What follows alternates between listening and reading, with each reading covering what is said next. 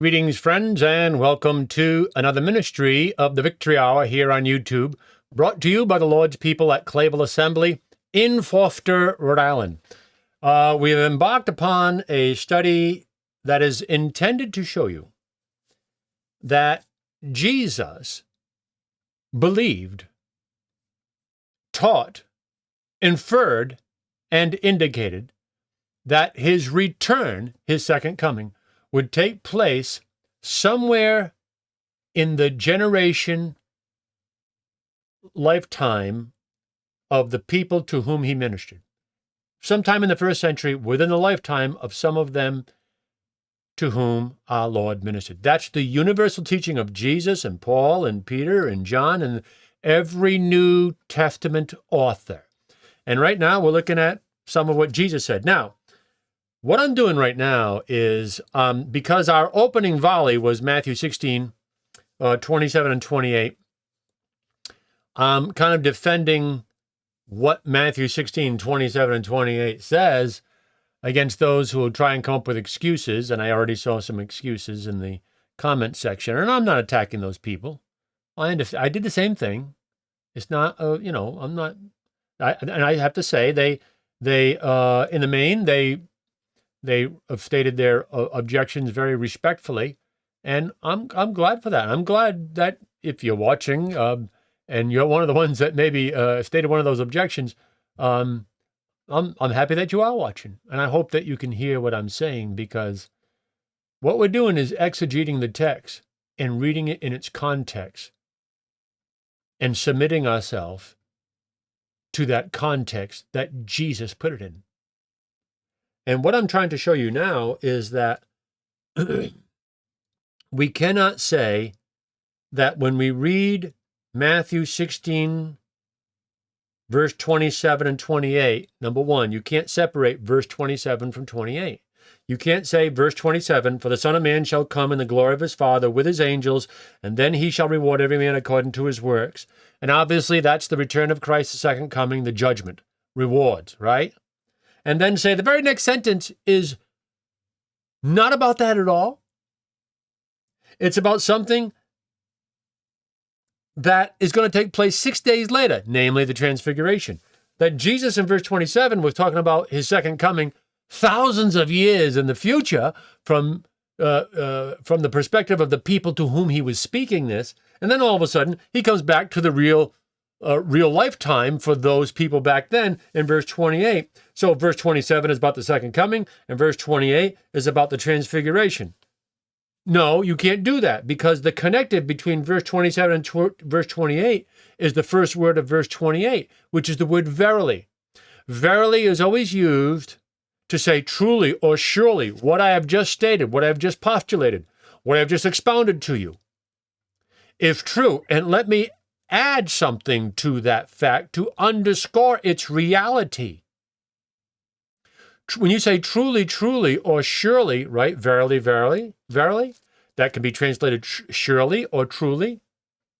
Surely or truly what? It's commenting on what he was just talking about. Now, we can all admit that verse 27 of Matthew 16 is about the second coming. And then he says, surely, concerning that coming, surely I send to you, there be some standing here which shall not taste of death till they see the Son of Man coming in his kingdom. See, we got two comings. We got a coming in verse 27.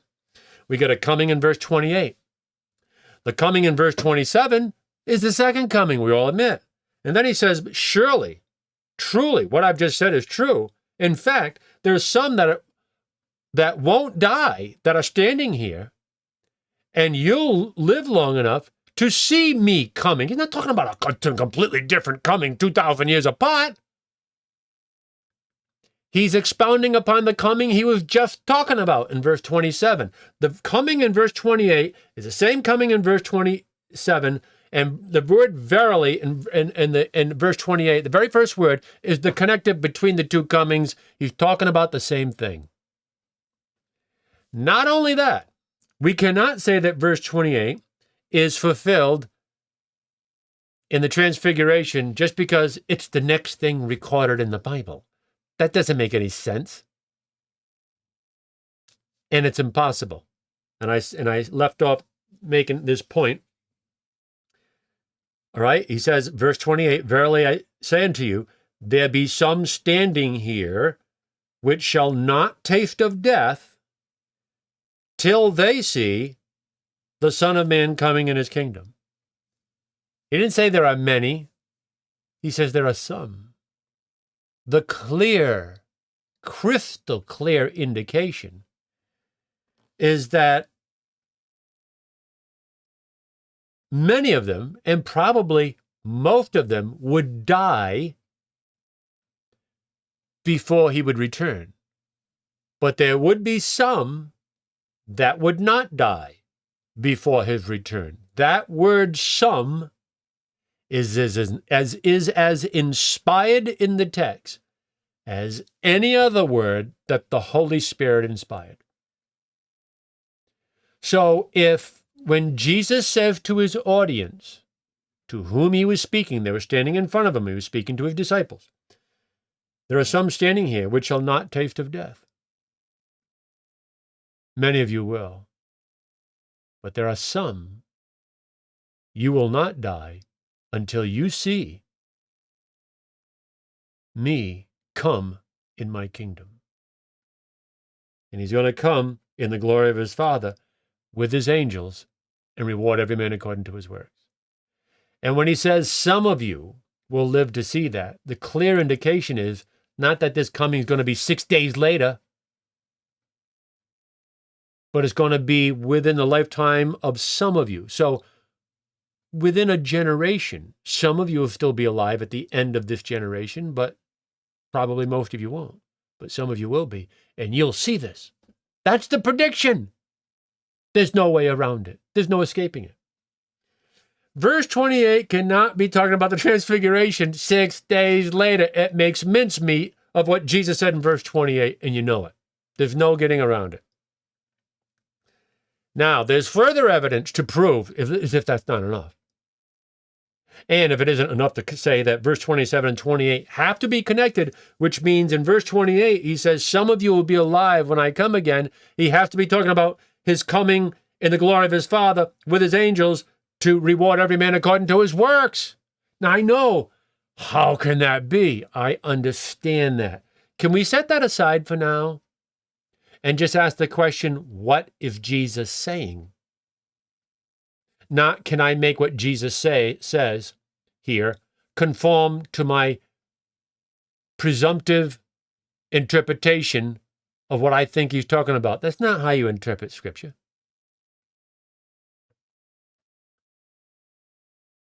All right, so you want to take the position that Matthew 16:28 is fulfilled in the Transfiguration? Really? Well, what does verse 28 say? There be some standing here which shall not taste of death till they see the Son of Man coming in his kingdom. So we're talking about the Son of Man coming in his kingdom. Now here's a real simple question. Is the Transfiguration the coming of Jesus in his kingdom? When we see prophecies about Christ coming in his kingdom, you mean all those prophecies were fulfilled in the Transfiguration, or just this one? It's a problem. The Transfiguration was not Jesus coming in his kingdom. First of all, he hadn't left the earth yet. I know it's an obvious point, but it's a good one. It's a good one. Yeah, it is a good one.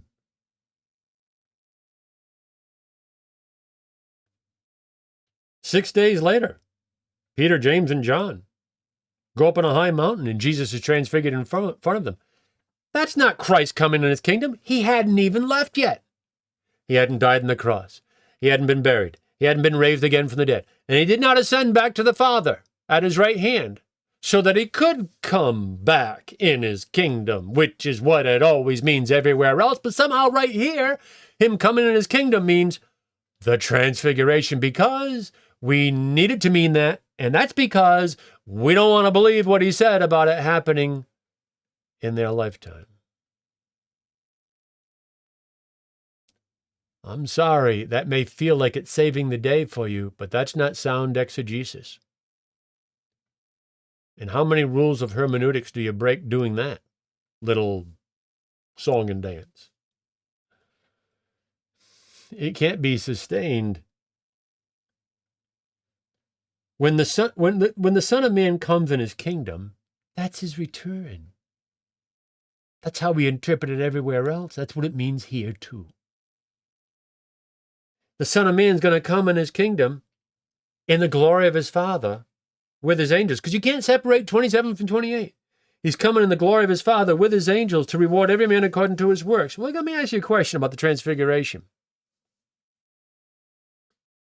How could he come again if he hadn't left? Okay? Secondly, at the Transfiguration, did he reward every man according to his works? What rewards were passed out at the Transfiguration? Because at his coming, he passes out rewards. What rewards were passed out at the Transfiguration?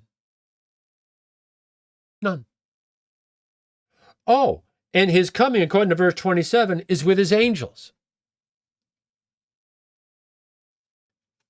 Where are the angels to be found during the Transfiguration? Were there angels in attendance at the Transfiguration? No. Did Jesus pass out rewards at the Transfiguration? No. Did he come in the glory of his Father? No. I believe in the Transfiguration. But that's not the fulfillment of him coming in his kingdom. The same coming that's in verse 28, that's in verse 27. It's impossible to believe. Let's read about the Transfiguration, right? Let's, put it out there. It's the subject we're talking about. Trying to look at the clock. Okay. So small on my screen, all the junk on the screen. Okay, where's that little clock about how far in the recording we are here? Let's read chapter 27, the Transfiguration. And after 6 days, Jesus taketh Peter, James, and John, his brother, and bringeth them up into a high mountain, and was transfigured before them, and his face did shine as the sun, and his raiment was white as the light. Now, they're seeing quite a thing there. They're getting just like a little prefiguring snapshot of Christ in his glorified estate. Like a little window. A heads-up, advanced picture. He was transfigured before them, and his face did shine as the sun, and his raiment was white as light. And behold, there appeared unto him Moses and Elias, talking with him. Then answered Peter and said unto Jesus, Lord, it is good for us to be here. If thou wilt, let us make here 3 tabernacles, one for thee, and one for Moses, and one for Elias. Peter, very zealous. A little bit off in the suggestion, but, he means well. While he yet spake, it's almost as if the Lord's ignoring what Peter's saying. Peter. So while he's still talking, it almost seems rude, but Jesus can't be rude. While he yet spake, behold, a bright cloud overshadowed them. And behold, a voice out of the cloud which said, This is my beloved Son, in whom I am well pleased. Hear ye him. You see? Great advice. And that's what I want you and I to do. Listen to Jesus. And you hear what he says. And what he says is truth, whether you can comprehend it in your finite minds or not. Do you think the Heavenly Father would ever get really angry at us if we misunderstood Jesus? And the reason we did is we just were believing him too much. Let's say we made a mistake, and based on what he said, we were just believing in what he said, but the Lord meant it another way, but we were believing it because that's what he said. The Lord's not going to hate us for that. We're like little children. And in time, sometimes the Lord opens our understanding to see our errors, and he treats us gently in those things. Now, look, I know sometimes I can come across pretty strong, But that's not because I want to browbeat people that don't see this. That's not what I'm doing. Like I was one of you. But I see when I get that way, it's because I'm thinking of the ideas that are used to negate what Jesus has said. And that's what it is. It's a negation of the words of our Lord. And that concept, it gets me mad. I don't want that to happen. I understand how in our confusion we can do that. I've done it. So I'm not judging you for it, but I am saying that this is serious business. We're talking about the integrity of the words of Jesus. Can I remind you of what Bertrand Russell said, right? Bertrand Russell said, by the way, thank you for, a couple of you have said, Bertrand Russell was a genius in multiple disciplines. And there's a word for that, I said. And I said, I think it's a poly something. I couldn't remember. And a couple of you said, it's a polymath you're looking for. You're right. That's what it was. As soon as and I thought it was that when I said, was it polymath? Polymath? And I thought that was it, but I didn't say that because I was thinking, maybe I got that wrong. But okay, thank you for that. I appreciate the help there.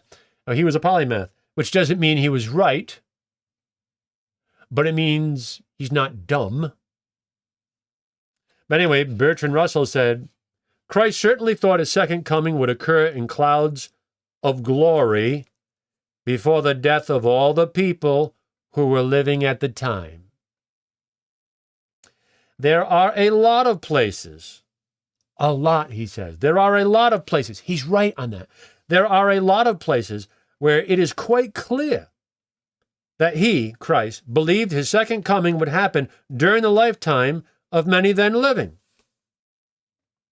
In that respect, clearly, he was not so wise. So says Bertrand Russell in his paper, Why I Am Not a Christian.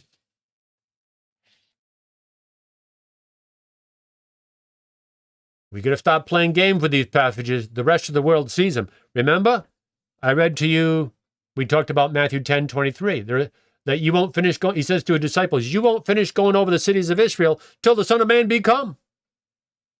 Just like Matthew 16:27 and 28. And Jews for Judaism says, and they're referencing Revelation 22:20, where Jesus said, surely I come back quickly. Surely I come quickly. And quickly doesn't mean, like the dispensationalists will say, quickly doesn't mean, he's just going to come really fast. In the twinkle of an eye, he comes. Well, when Paul said that in Thessalonians, he wasn't talking about how fast Jesus or you and I will fly through the air in the secret rapture. He's not talking about that. He's talking about how quickly those who are alive and remain in his coming, how quickly their material, mortal bodies will be translated or transformed into spiritual, everlasting bodies made for heaven, like unto the body that Christ has now. That change is instantaneous, twinkle of an eye. It's not talking about how fast you fly through the air. It's talking about the change of the bodies of those who'd still be alive at his coming. Anyway, they're referring to Revelation, Jews for Judaism website, referring to Revelation 22:20, where Jesus said, surely I come quickly. And the Jews say, quote, Jesus did not come back quickly, quote unquote, as promised to judge mankind. The time is long past that one can claim that Jesus will come back quickly. Thus, what we have in Revelation 22:20 is a false prophecy. Now look, Jesus was saying that he would return soon, very quickly. Not, hey, watch how fast I fly. Come on. Oh, Lord, help us. Help us in our desperation which is the byproduct of not believing your word. Help us to see that. Help us to see that. So here's the Jews saying, he said he'd come back quickly, and there's no way you can claim that he did that. So therefore, they conclude it's a false prophecy. Look, the unbelieving world is seeing these things. We can't pretend they're not there and start flim-flamming about these passages. I am laying it out on a silver platter for you here. Now, back to the Transfiguration. While he yet spake, Peter that is, hey, let's make a booth for all three. Behold, a bright cloud overshadowed them, and behold, a voice out of the cloud which said, This is my beloved Son, in whom I am well pleased. Hear ye him. See, that's where I took off. We need to listen to him. He's right. You listen to him. That's what I'm suggesting we do here. And when the disciples heard it, they fell on their face and were sore afraid. And Jesus came and touched them and said, Arise, and be not afraid. When they had lifted up their eyes, they saw no man, save Jesus only. And as they came down from the mountain, Jesus charged them, saying, Tell the vision to no man. The vision. The vision. This wasn't Jesus coming in his kingdom. This was a vision. And this wasn't Jesus coming in his kingdom, because every time we read about Jesus coming in his kingdom, it's about his coming in his kingdom. Did the kingdom come at the Transfiguration? Did he pass out rewards at the Transfiguration? Did he come in the glory of his Father with his angels at the Transfiguration? No, no, and no. Were there just only some left alive? From chapter 16, verse 27 and 28, were there only some of his disciples still alive? 6 days later at the Transfiguration? No, they were all alive. So no, it is impossible to interpret Matthew 16, verse 28, as being fulfilled in the Transfiguration. Impossible. Jesus says, Tell the vision to no man until the Son of Man be risen again from the dead. He didn't return. He hasn't even died and risen from the dead yet. Never mind, ascended.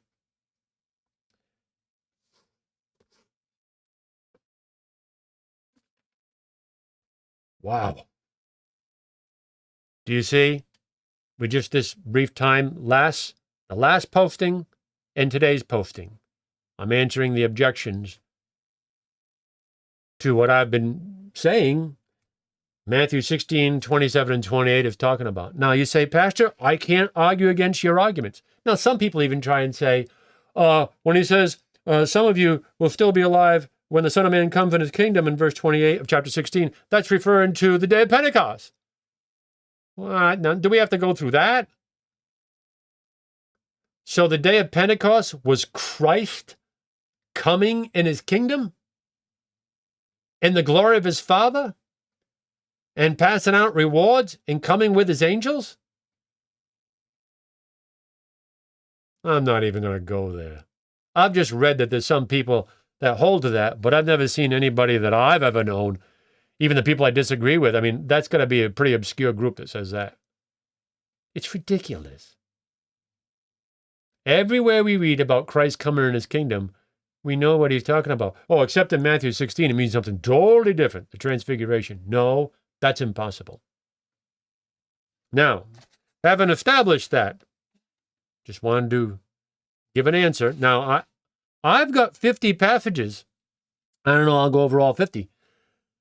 To show you, this is stated time after time after time after time after time in the New Testament, that he would return in that first century generation. I can't think of all the objections people have and the manipulations and twisting of words and how they'll try and undo it.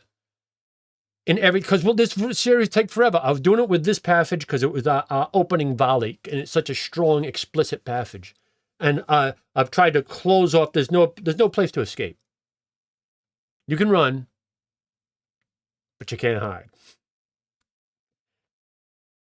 So I want to, from here on in, I want to just kind of go over text. And I've only got, let's see. Yeah, I've got 5 minutes. Okay. So we've covered Matthew 16, 27, and 28. We covered Matthew 10, verse 23. You want another one? Well, I could go to Matthew 24, 34, where Jesus said, this generation will not pass till all these things be fulfilled. There's so much to the Matthew 24 passage. I could do that quickly. But, people will play games with that. So I realized, no, you have to do that one more slow motion. And some people think, well, you preterists, you hinge everything on Matthew 24, 34. No, we don't. We don't need Matthew 24, 34 to come to this conclusion. So let me bypass it for now. We'll get to Matthew 24 at some point. Let me give you another one quickly. Now, here's a shocker for you. Acts chapter 2. Acts chapter 2, day of Pentecost. Peter's preaching under inspiration of the Holy Ghost. We can all agree on that, can't we? If we're Christians, right? Not everybody listening to me is a Christian, but this is what Christians believe. And what does Peter say? He in verse 16 and 17. Now, I'll be back up to 14. But Peter, standing up with the 11, lifted up his voice and said unto them, Ye men of Judea, and all ye that dwell at Jerusalem, be this known unto you, and hearken to my words. For these are not drunken as ye suppose. Because they had been witnessing everybody speaking in tongues. And some people thought, well, what are these people, just drunk? Seeing that is but the third hour of the day. They're not drunk.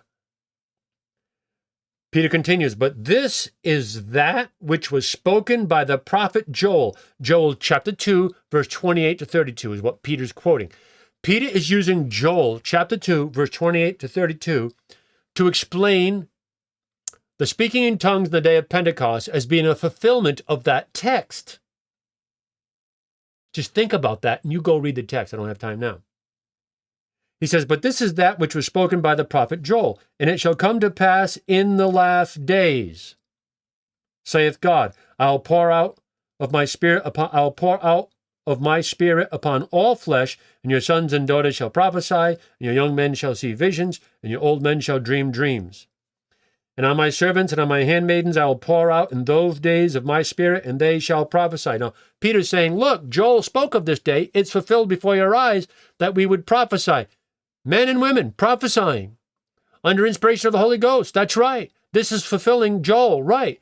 But notice how Peter described that moment in referencing Joel 2:28 being fulfilled in Acts chapter 2 on the day of Pentecost.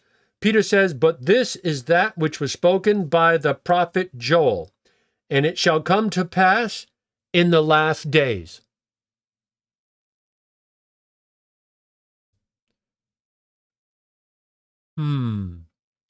When are the last days, according to Peter, who spoke by inspiration of the Holy Ghost? When are the last days? In the first century. When Peter spoke on the day of Pentecost, he was living in the last days, according to Peter. You got to deal with it.